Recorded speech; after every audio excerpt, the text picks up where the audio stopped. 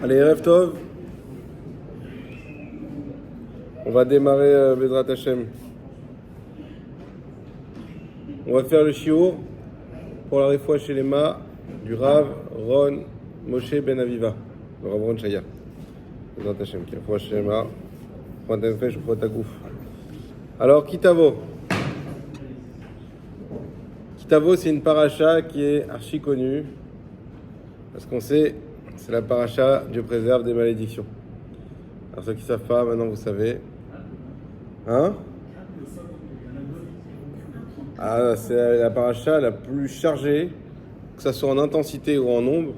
54 malédictions. Il n'y a pas plus. Et pourtant la paracha elle commence par Ve'aya. Vous savez qu'il y a deux manières de dire et ce fut et ce sera, c'est Vaïhi, Vaïyu, Ve'aya.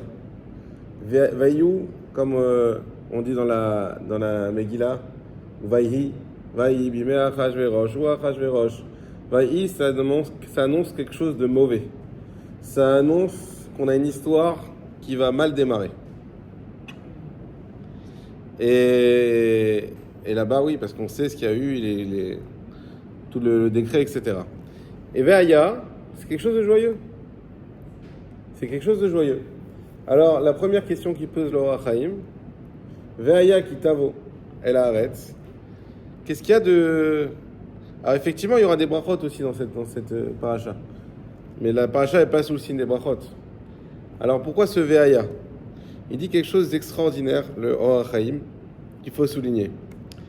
Il dit dans les mots, Le'ahir she'en lismoach ela be'yeshivat haaretz. C'est pour qu'on se rende compte et qu'on sache bien qu'il n'y a pas de joie dans le monde. C'est quoi la joie? La seule, unique, ultime, c'est d'habiter en Eretz Israël. Pour ça, on a commencé par Ve'aya, Kitavo el Haaretz.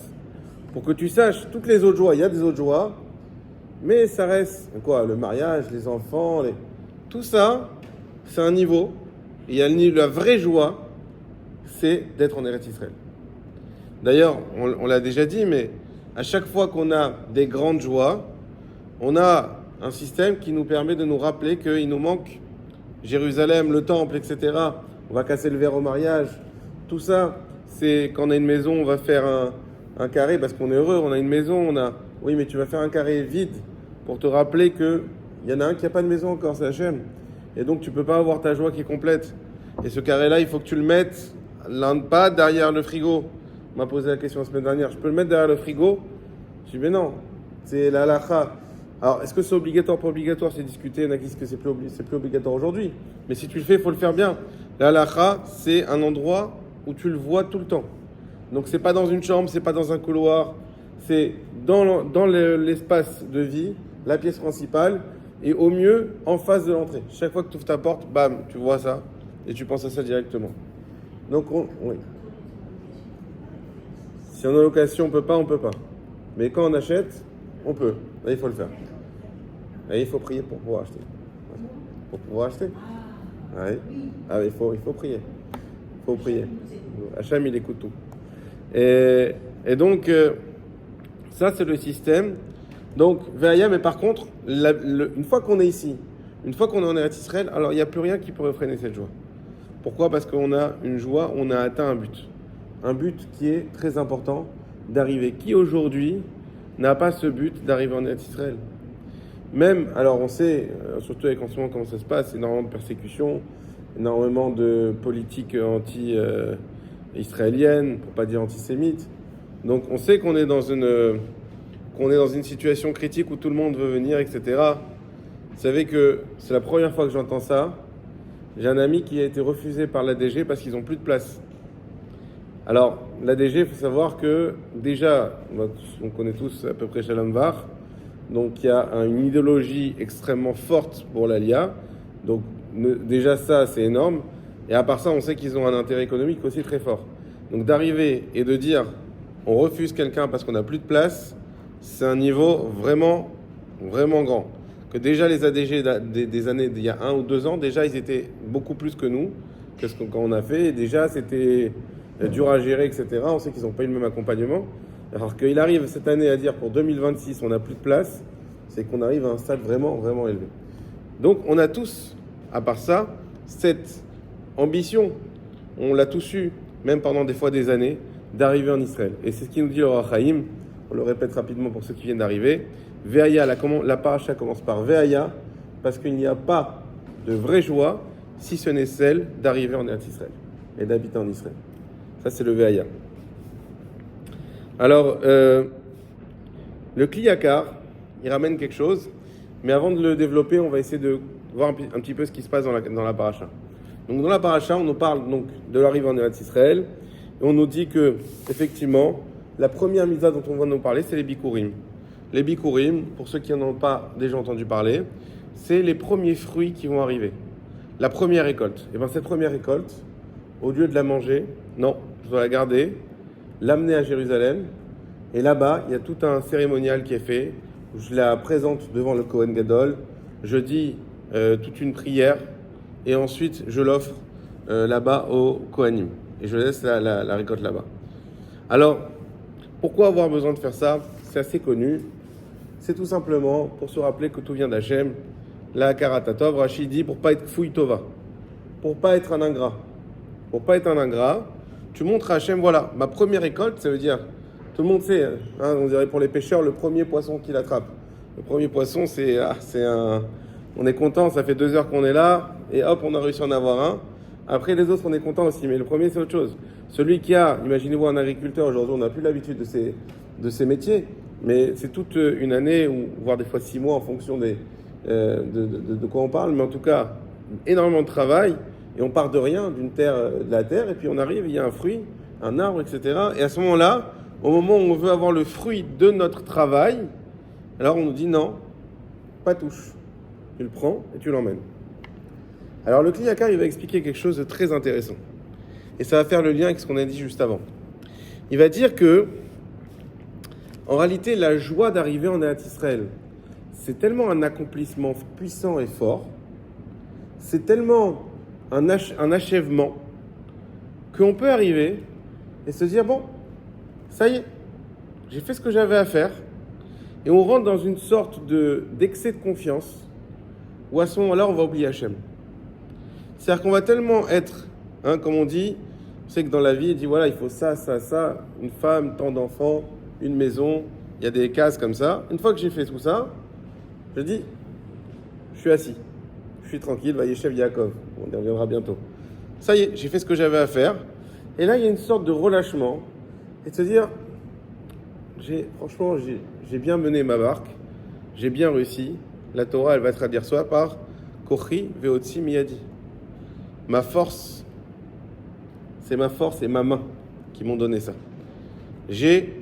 Et le problème, c'est que à ce moment-là, on a un grave danger.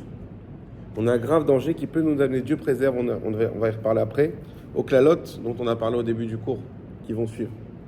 C'est quoi? C'est si j'efface Dieu de l'équation, je coupe mon lien avec la source de bracha. Mais c'est pas tout. Il nous dit une chose qui est importante, le Kliyakar, c'est que Akadosh Baruch Hu, il ne s'impose jamais. Akadosh Baruch Hu, c'est soit tu l'invites chez toi, et il vient, il reste avec toi, et tu as la Kedusha, et tu as la sainteté dans ta maison, dans tes affaires, dans tes relations. Soit tu le repousses.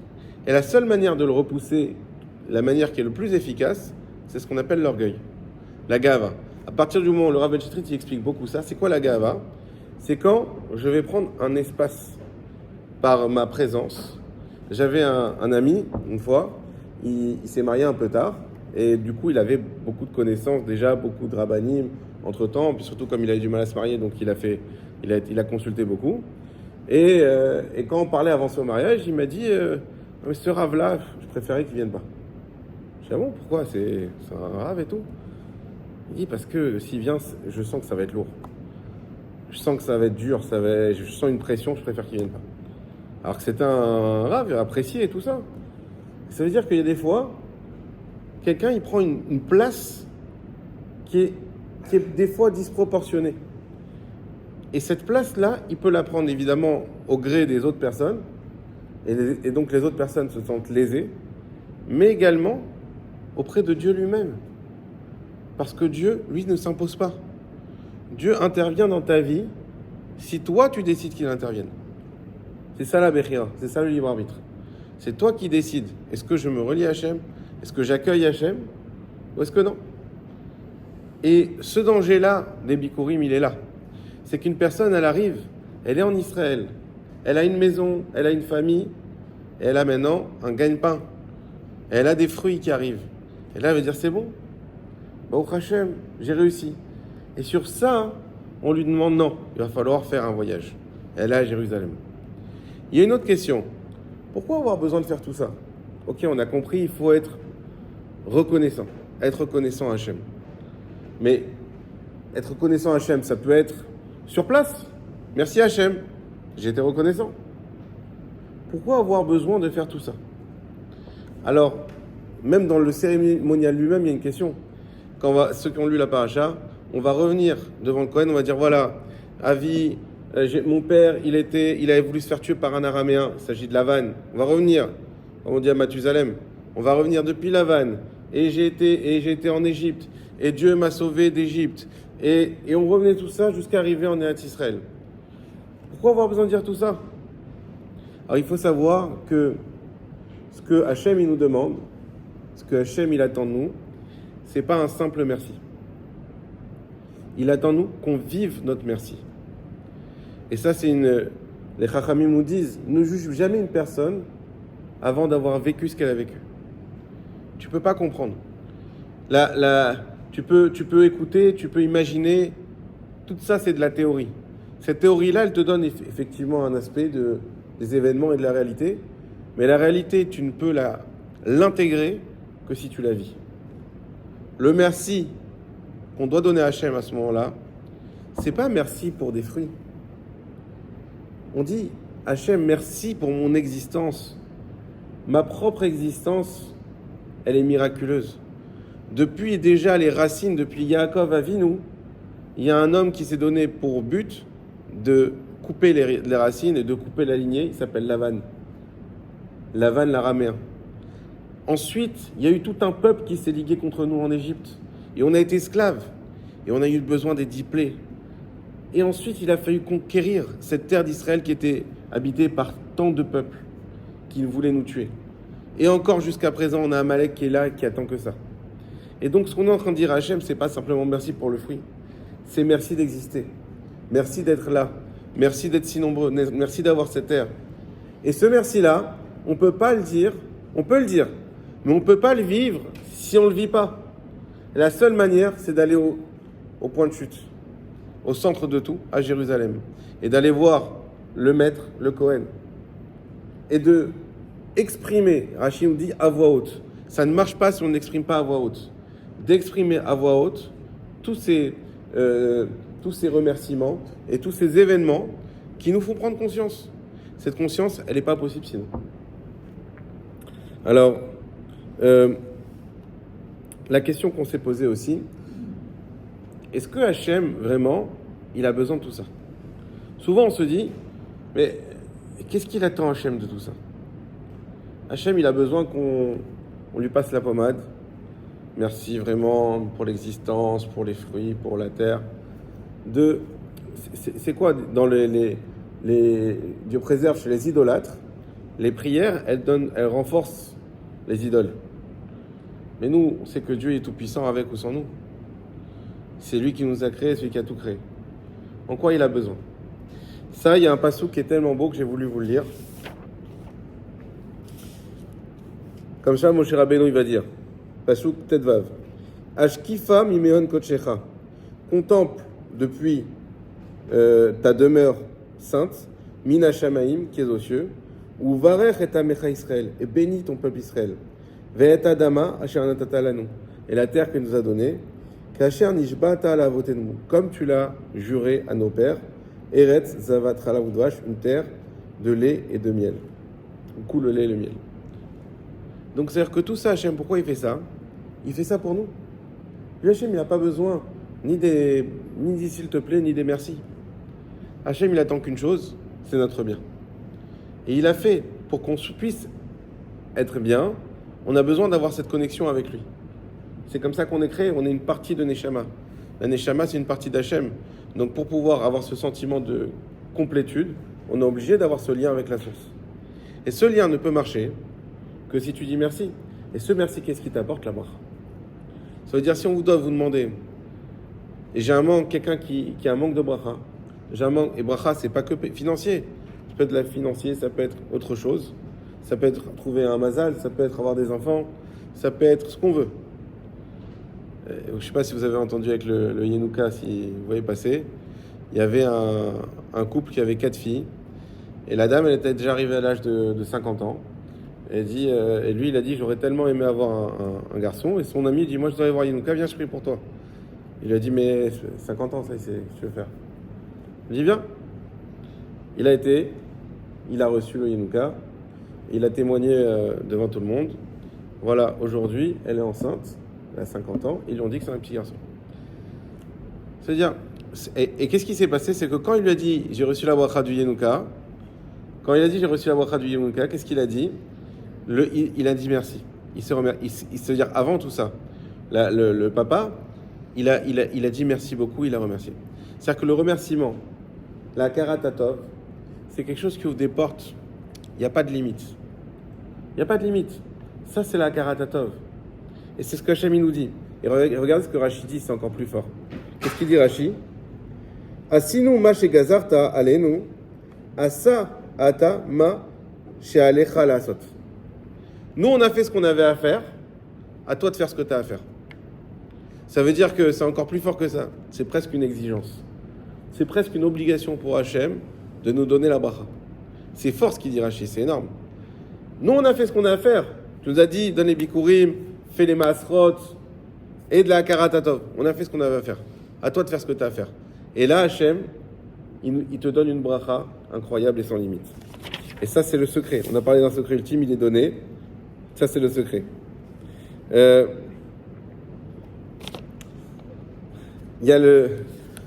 On voit même que c'est écrit, lorsqu'on va faire les bikurim, on va faire un vidouille. Et dans ce vidouille, on va dire Lo avarti mimidvatecha velo shafarti velo chatati. Et Rashi nous dit il dit, on va dire que j'ai pas fait de faute, j'ai rien fait, et je me suis pas écarté. Et Rashi dit, je me suis pas écarté de faire ta bracha. Ça aussi, c'est une chose essentielle. On nous dit dans la Gemara brachot, si quelqu'un il fait tchouva, et il te dit qu'est-ce que je dois apprendre, tu dois lui apprendre les brachot. Les brachot, c'est-à-dire lorsqu'on va faire Ba'ukrat Hashem, Boré Priyadama, Boré Priyaetz, Amoti, etc. C'est la première chose que les gens, et c'est des halachot qui sont très difficiles. C'est pas facile. Au début, on croit que c'est pour les enfants. C'est très difficile. Parce que des fois, qu'est-ce qu'on fait? Ah, une glace, il y a un cornet, c'est mésonote. Il y a la boule, elle est chez Akol. Qu'est-ce qu'on fait? 2 brachas, une seule bracha.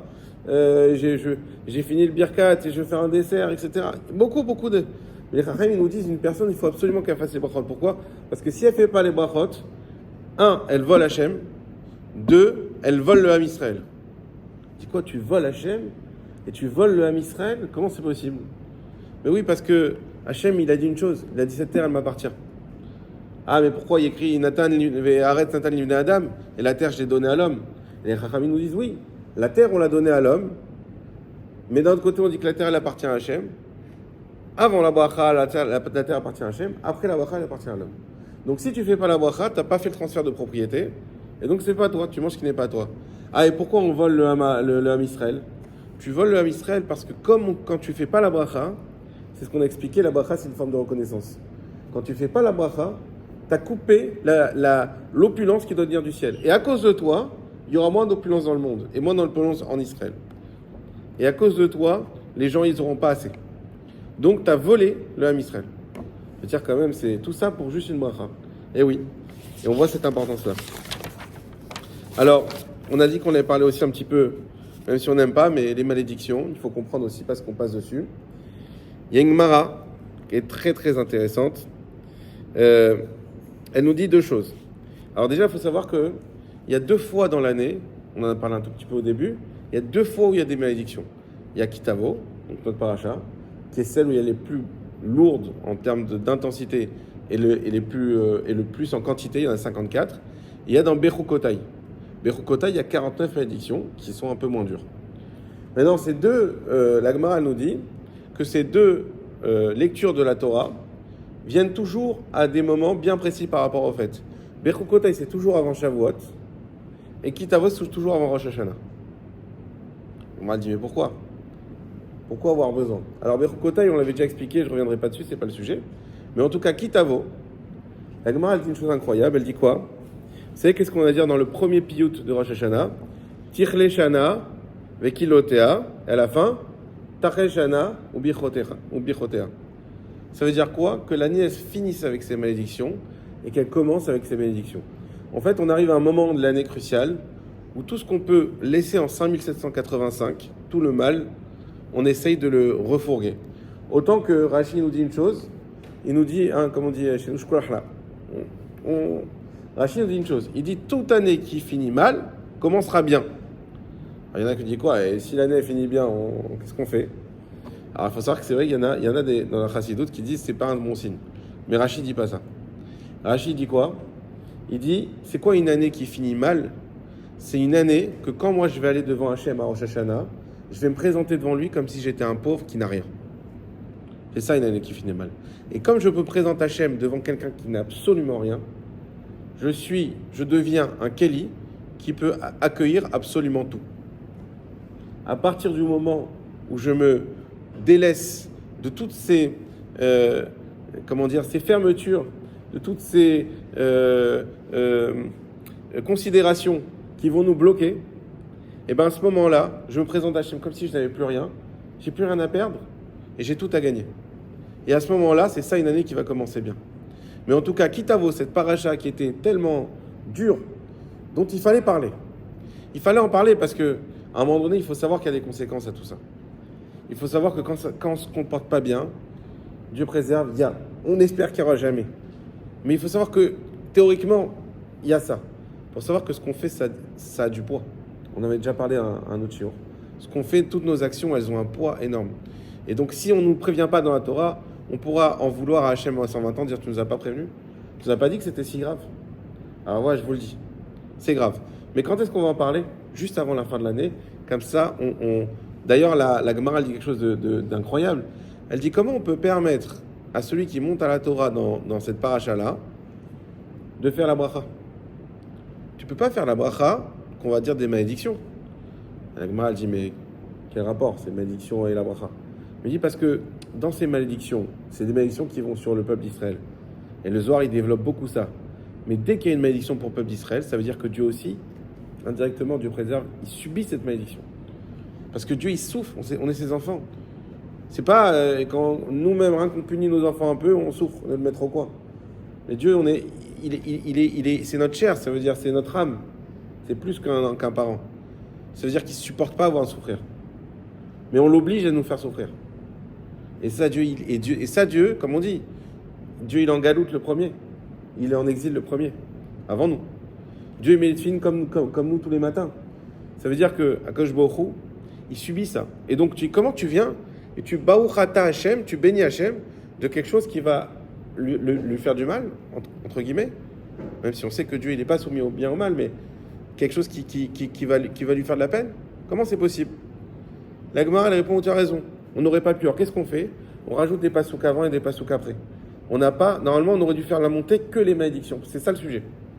Mais on a trafiqué. On a rajouté un peu avant et après. Et comme ça, vous verrez, vous suivrez ce Shabbat. On a rajouté. Comme ça, on peut faire la bracha. Sinon, on n'aurait pas pu faire la bracha comme on à la Torah. Et la Gemara, elle continue. Elle dit d'ailleurs, ces malédictions, il faut les lire vite et d'un trait. Le plus vite possible. On ne s'attarde pas. Vous verrez que le Chazan, il ne faut pas qu'il lise trop doucement, parce qu'il faut l'entendre quand même. Mais il ne va pas commencer à faire des vocalises sur les malédictions. On avance. Et donc, cette Gemara, je ne vous l'ai pas dit, c'est Megillah Lamed Aleph. Alors, encore une fois, le Kliyakar, il dit quelque chose de fabuleux. Il dit Kol harodef achar aserara, parce que dans ces malédictions-là, on a un passage qui nous dit comme ça, dans les brachot qui sont juste avant. Ubaou alecha kol habrachot haele, Visigucha kitishma bekol Adonai Elohecha. Et viendront sur toi toutes ces brachot-là, et elles t'atteindront lorsque tu écoutes la voix d'Hachem ton Dieu. Alors il pose une question, c'est-à-dire quoi elles t'atteindront ces brachot? Alors c'est quelque chose qui est intéressant. Le Kliyateka, chez Kol Harodef Achar Asrara, Ivorachat Mimenu. Tout celui qui court après le pouvoir, il s'enfuit de lui. Ve'aborechet min asrara, asrara rodefet acharav. Et tout celui qui fuit le pouvoir, il lui court après. Alors quel rapport avec le pouvoir et la bracha? Et quelqu'un il nous dit comme ça.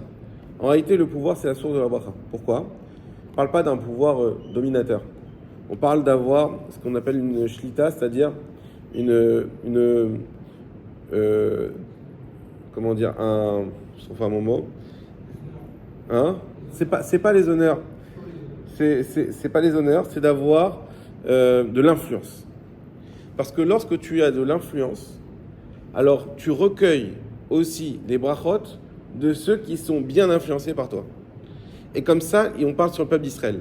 Lorsque le peuple d'Israël arrive à la Géoula, il va avoir une influence sur les autres peuples qui fait que non seulement il va recueillir lui la bracha, mais il va avoir aussi la bracha de tous les autres peuples. Et de quelle manière? En fuyant le pouvoir. Alors je finirai sur l'Haftara. L'Haftara elle est extraordinaire parce qu'elle parle justement, et vraiment très actuelle, vraiment brûlante. Elle parle de le changement de position qu'auront les nations, donc à l'international, sur le jugement sur Israël. Et nous dit une chose incroyable. Il dit la première chose, c'est qu'il va y avoir un retour massif des exilés. Donc c'est une des 7 haftarot, c'est la 6e de consolation par rapport depuis Tisha B'Av. Il va y avoir un retour massif des exilés qui vont arriver avec beaucoup d'argent en Israël. Et le fait qu'ils arrivent avec beaucoup d'argent en Israël, alors la Jérusalem va être glorifiée par ça, et par l'opulence financière, et aussi par l'affluence des gens. Et Jérusalem va fabuler devant toutes ces personnes qui vont arriver. Comme il écrit, et les gens vont commencer à se poser des questions et vont dire qui sont ceux qui volent comme une nuée, comme des colombes vers leur colombier. Donc ce retour massif en Eretz Israël. Et comme je disais au début du cours, aujourd'hui on est dans une situation où même la DG voulait les inscrire pour 2026, il n'y a plus de place. La fin de l'Haftara nous dit avant haï délaissé, aujourd'hui sujet d'orgueil. C'est-à-dire que ils viendront à toi comme tête basse les fils des nations qui t'ont persécuté. On va avoir un retournement de situation où il y a donc là on est dans la première phase où on va être persécuté au niveau international. C'est ça qui est intéressant, c'est que l'Haftara, elle ne parle pas des persécutions des personnes, des juifs, mais des persécutions sur Israël. Vraiment très actuelles. Et elle dit justement, il va y avoir des persécutions, et d'un coup, il va y avoir une vérité qui va se dévoiler. Donc on n'est pas encore dans Mashiach, mais on est dans le temps messianique, c'est exactement ce qu'on est en train de vivre. Et cette vérité, à un moment-là, elle va jaillir aux yeux des nations, et les nations vont se rendre compte de leur tort, et là, au contraire, ils vont venir tête basse devant le peuple d'Israël, et ils vont louer le peuple d'Israël. Bezrat Hashem, que ça arrive, Bekarov. Alors, il nous reste quelques minutes pour faire la halakha. Juste avant la halakha, quelques petites annonces. Baruch Hashem, il y a beaucoup d'événements en cours. Alors, premièrement, on va aller dans le plus urgent. Donc, comme c'est, il y a beaucoup qui m'ont demandé les slichot à Jérusalem. Ça fait un moment que j'en parle avec la mairie parce que je trouvais ça beaucoup plus sympa et beaucoup plus pratique si on pouvait avoir un car qui soit attitré. Parce qu'on a été l'année dernière en voiture, c'est très compliqué. Pour l'instant, il n'y a pas de train.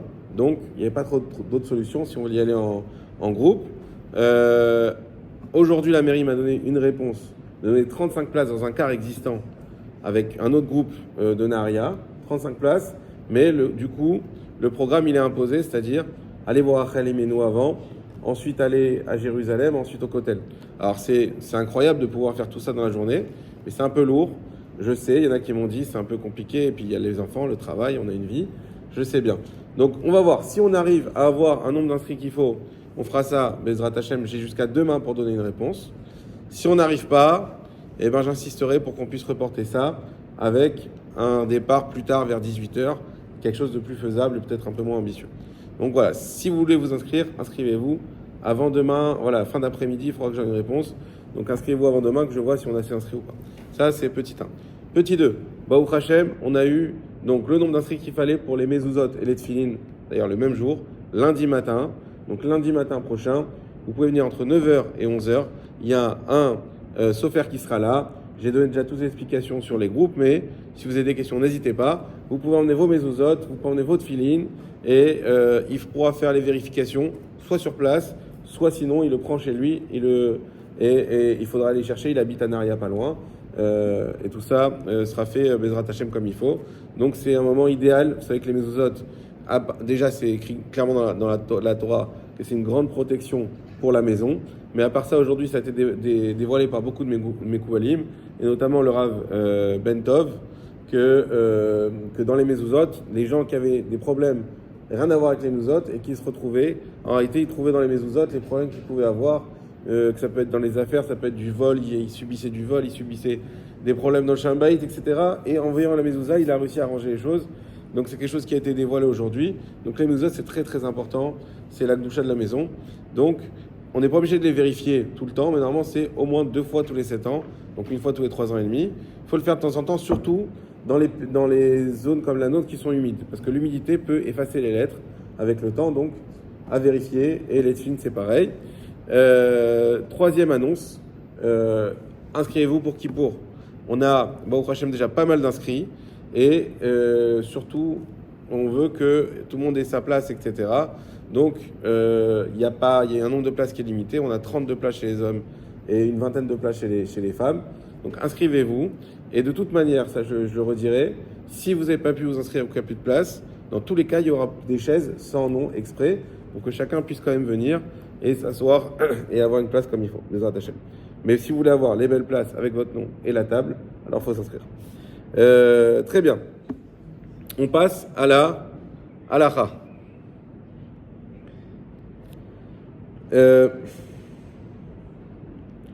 Première question. On sait qu'il y a ce minhag d'aller sur les tombeaux des tzadikim au mois d'Elul, avant Rosh Hashanah. Est-ce que quelqu'un peut me dire d'où vient ce minhag et finalement, est-ce qu'il est vraiment justifié? Comment? Le minhag d'aller sur les tombeaux des tzadikim prier au mois d'Elul, avant Rosh Hashanah, est-ce qu'il est justifié? D'où ça vient? Et comment il faut s'y prendre justement quand on va sur ces... Ouais, c'est ça. Non, il la voit. Ah oui, il la voit. Non, même quand tu vas à Tzfat, quand tu vas à Méron, quand tu vas... Pas forcément... Hein? Oui, ça se fait, c'est un minhag de Elul. Alors déjà, qui sait d'où ça vient, ce minhag? Est-ce qu'on a une source dans la Torah? Une source dans la Torah d'aller et pèleriner, tout simplement. Non, personne? Alors oui, alors, le collège on l'avait dit, mais tu peux le dire, c'est pas grave. En fait, un tzaddik, quand un tzaddik de ce monde, il garde une partie de son âme près de lui, près de la tombe où il est situé. Quand on va demander le brachot, d'abord la première chose, c'est savoir on est près de tzaddik parce que lui, il est capable de transmettre une demande à Dieu de manière plus rapide que nous ne pouvons le faire tout seul.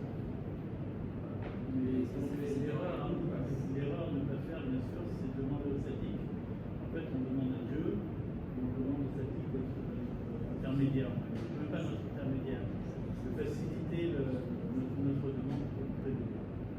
Ok. Oui. Alors, c'est vrai, mais comme Elul, on sait qu'on va avoir un jugement, et donc c'est le moment d'aller chercher des mérites et d'aller prier. Quoi? Ah, Nachon, Hachem est dans le champ. Donc Raphaël nous dit, mais Hachem il est dans le champ. Bon, ça, c'est les chassidim qui disent ça, attention. Non. Alors, déjà, la source. Personne ne me donne encore la source. La source. On a une source dans la Torah. La source dans la Torah, c'est Yaakov. Dans la Torah écrite. Yehoshua. Yehoshua, juste avant. Je vois que beaucoup écoutent les petits podcasts sur la halakha. Alors, Yehoshua, juste avant d'aller en terre d'Israël pour explorer la terre d'Israël avec les 11 autres explorateurs dans Shlach Lecha, il a été à Hebron, sur la tombe d'Abraham, Yitzhak et Yaakov, prier là-bas, qui lui donne la force d'avoir un bon œil sur la terre d'Israël. Et c'est grâce à ça qu'il a été sauvé. Hein? Yoshua, si je ne me trompe pas.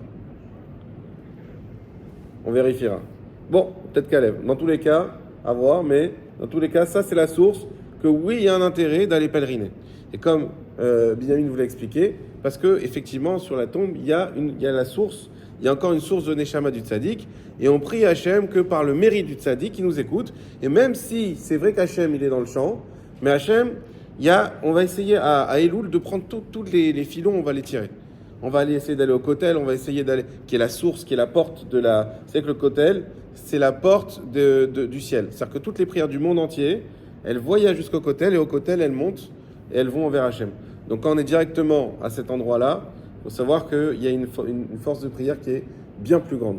Donc évidemment, on va essayer tout ça et on laisse rien de côté, même si Hachem il est aussi à proximité. Donc ça, c'est une chose. Par contre, on a un contre-exemple aussi.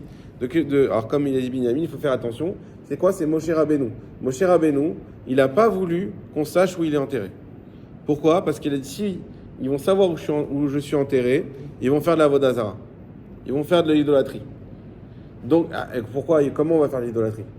Le problème, c'est quand on va et qu'il y a c'est exactement le lien avec ce qu'on a expliqué dans les Bikurim. C'est-à-dire que des fois, il y a un tzaddik, il est tellement puissant, il est tellement grand, il est tellement aveuglant. Moshe Rabbeinu était aveuglant, c'est-à-dire qu'on n'arrivait pas à le voir tellement il brillait. Physiquement, il brillait comme un soleil. Qu'à un moment donné, tu t'adonnes tellement au tzaddik que tu oublies le lien avec Hachem. Et si tu oublies le lien avec Hachem, c'est fini, t'as absolument tout perdu. Et donc Moshe, il avait peur de ça, il ne voulait pas qu'on sache où il est enterré. Pour ça, quand on va voir des grands tzaddikim, oui, il y a le srout du tzaddik, oui, il faut y aller. Rabbi Shimon Bar Yochai, le Rabbi Yosef Karo, le Harizal, oui, il faut y aller. Mais attention, on n'oublie pas, on prie Hachem, que Hachem, par le mérite du tzaddik, il nous exauce, et Hachem, il nous exaucera, Bezrat Hachem. Ça, c'était pour... deuxième chose, alors, il y a une chose, je vais peut-être après, ça, on ne l'a pas dit au Kollel. Alors, on sait qu'on doit faire le Seder de Rosh Hashanah. La question, quand est-ce qu'on doit faire ce Seder-là?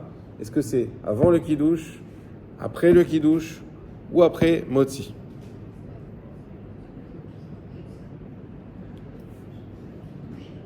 D'abord Kiddush, ensuite le Seder et après Motzi?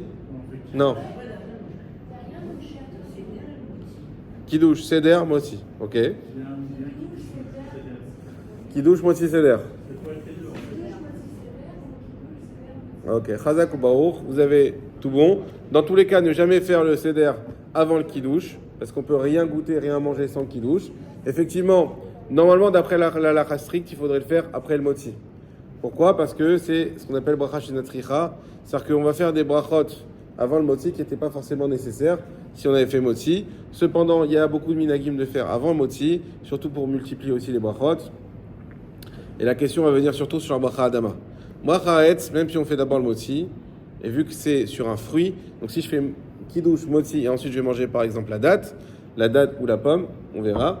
Mais dans tous les cas, il faut faire la bracha parce que c'est un fruit.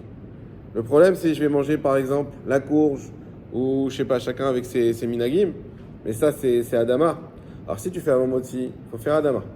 Si tu fais après Motzi, non, il n'y a plus Adama dessus. Alors fais attention, il y en a qui ramènent la banane pour ça. Pas juste pour passer une bonne année, je la ferai chaque année quand il arrive. Pas juste pour passer une bonne année, mais aussi la banane pour faire Adama. Il y en a qui font tout de même sur les sésames, même si c'est après Motzi, parce que les sésames, c'est pas accompagné. Donc aujourd'hui, on en met sur les pains, donc bon, à voir. Mais voilà, c'est ça l'essentiel de la différence qu'il y aura si on fait avant Motzi ou après Motzi.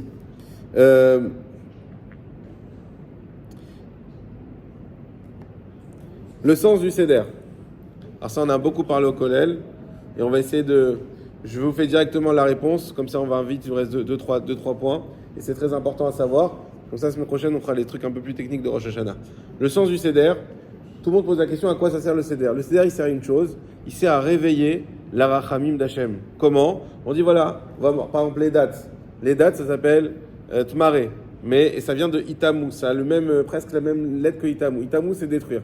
On va dire Hachem, Itamu, Oivenu, Vevaksheraatenu. Détruit ceux qui nous détestent et ceux qui nous veulent du mal. Et on va prendre comme ça les grenades. Les grenades, il y a à peu près 613 grains dedans. C'était avéré. Demande à ChatGPT, ceux qui ne croient pas. Il y a 613 grains, pas pile. Oui. Il y en a à peu près. Moi, j'ai un copain qui a compté. Il est arrivé à 618, un truc comme ça. Il y a à peu près. En tout cas, sa référence au mitzvot, on va demander à Hachem qui nous remplisse de mitzvot karimon, comme la grenade. Tout ça, c'est des signes. La question, c'est d'où on sait que ces signes-là, c'est pas n'importe quoi. La réponse, elle est dans la Torah également. Donc, on est source de la Torah que ces signes ils veulent quelque chose. C'est la halakha d'intronisation du roi. Le roi, on devait l'introniser obligatoirement pour que ça marche et le oindre devant un fleuve qui coulait, pour dire que il aura, comme le fleuve, il se tarit pas et il est vigoureux, et ça, c'est un signe de bracha. Elle-même et la Torah, mais également ça amène la bracha. Et donc, on faisait ça pour donner un signe et donner une bracha au roi. Et de là, on apprend qu'effectivement, les signes, ça donne une bracha. Et donc, à Rosh Hashanah, comme on l'a expliqué, c'est un jour qui est tellement puissant que chaque millimètre, chaque chose qu'on va faire, elle va avoir une importance et une conséquence sur toute l'année, un peu comme une graine. Vous savez, si vous faites une petite entaille dans la graine, alors sur ce qui va pousser, on va le voir de manière disproportionnée. La même chose, c'est la graine de l'année, Rosh Hashanah. Donc, à ce moment-là, on va faire un maximum. Et on rappellera aussi plusieurs fois ça. L'essentiel de Rosh Hashanah pour avoir une bonne année, c'est de ne pas se mettre en colère. C'est écrit dans tous les livres, même si c'est très dur. Il y en a qui font des ta'anit dibour pour ça, ils parlent pas du tout. Ne pas se mettre en colère. C'est le jour où on accepte tout de tout le monde. Voilà, il n'y a pas de limite. Il n'y a pas, non, là ça va trop loin. Pourquoi? Parce que le problème, c'est que la colère, elle va avoir une conséquence tellement plus grande sur toute ton année que plutôt d'avoir évité un verre cassé ou une bêtise ou dormir trop tard ou manger trop de bonbons. Non, c'est un jour où il faut... David? Non, c'était le jeûne de la parole, ceux qui le font là, c'est le jour même. Oui. Il y a aussi à Kippour, il y a aussi à Rosh Hashanah. Il y en a qui font Rosh Hashanah aussi. Dans tout...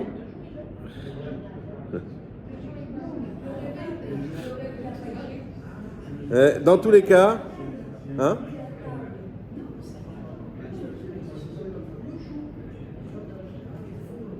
En tout cas, Ouman, c'est encore un autre sujet. Ah, Khazak. Ok, en tout cas, donc fais attention. Oui, si on est trop fatigué et qu'on sent mal à faire la mila debout, on peut la faire assis sans aucun problème. Donc, ça, c'était ne pas se mettre en colère. La pomme ou la date en premier, faites selon votre minag. D'après la chasrik, normalement, ça devrait être la date, mais les Koubalim, ils disent la pomme. Donc, il y a certains Ashkénazes, notamment tous les Chassim, ils prennent la pomme en premier, et les Marocains aussi, en général, ils prennent la pomme, et les Sfaradim, les autres, ils prennent la date. Chacun selon minag. Hein? Ouais, bon, voilà. Est-ce qu'on a le droit de dormir en Rosh Hashanah? La réponse, la Gemara dans le Yerushalmi qui dit que celui qui dort, son mazal, il dort. Donc ça, c'est faire attention à Rosh Hashanah de ne pas dormir, c'est-à-dire de ne pas se réveiller après le net. Le net, c'est le moment où le din il commence, le lever du jour, pardon. Essayer de se réveiller avant ce moment-là. J'ai pas regardé, mais ça doit être vers les 6h30, quelque chose comme ça. Donc à 1 du matin, oui. Pas se réveiller trop tard et ne pas faire trop de siestes. Le Harizal, il dit qu'après Khatsot, on peut faire. Voilà, mais en tout cas, pas faire trop de siestes comme on pourrait faire Shabbat et garder surtout des temps pour faire des Teilim. Tashlir, pourquoi? Tashlir, on avait expliqué. Tashlir, c'est quand on va jeter les péchés au lac ou à la mer. Donc on a déjà expliqué que c'est pas jeter des péchés. La première chose, c'est que Tashlir, ça montre le mérite qu'a eu Avraham Avinu lorsqu'il a voulu aller pour sacrifier Yitzhak, il y a le Yitzhak qui a mis devant lui un fleuve, et Abraham, au lieu de s'arrêter, de dire ah bah il y a un fleuve, tant pis, on fait marche arrière, il a avancé, il a pris Hachem, ouvre-moi ce fleuve, aide-moi à passer, et comme ça Hachem il a fait passer, et ça c'est le mérite d'Abraham, c'est le mérite de Tachlir, et c'est le mérite qu'on réveille lorsqu'on va à Tachlir nous aussi, le premier jour de Rosh Hashanah. Et la dernière question, oui. Et les poissons, effectivement. Ah, vas-y, dis-le, Binyamin. Les poissons, en fait, les poissons, il n'y a pas d'Aïnara dessus. On a vu pendant le noir, ils n'ont pas été dans le déluge. Ça, la deuxième raison, c'est que en fait, ils vivent cachés. Donc, ils ne sont pas soumis à l'Aïnara dessus. Chazak ou Baruch. Dernière chose qu'on avait dit, vous remarquerez qu'à Rosh Hashanah, il n'y a pas de Hallel. Le seul Yom Tov, il n'y a pas de Hallel. Et on avait dit pourquoi? Parce que le Hallel est un moment de joie intense. Et Rosh Hashanah, il faut faire attention. Oui, c'est vrai qu'on doit arriver avec assurance que Dieu vient bien nous juger. Ça fait partie de l'état d'esprit de Rosh Hashanah. Mais attention de ne pas perdre de vue qu'on est en plein jugement. Et comme on a dit, que c'est un jugement lourd de conséquences. Et donc, il ne faut pas non plus exagérer dans la joie. Il faut faire attention. Et pour ça, on n'a pas fait de Hallel. Parce que c'était pas, comme on dit en hébreu, c'était pas matim au jour de faire un Hallel. C'est pas un moment de chanter la louange d'Hachem. C'est un moment d'être sérieux. Et pour ça on va faire une dernière sonnerie à la fin de la tfila pour que le Yitzhara soit, comment dire, mes boulbal, perturbé, exactement, soit perturbé pendant qu'on va manger, qu'il n'aille pas nous accuser. Regarde, ils sont jugés et ils sont en train de manger. Chazak ou Baruch.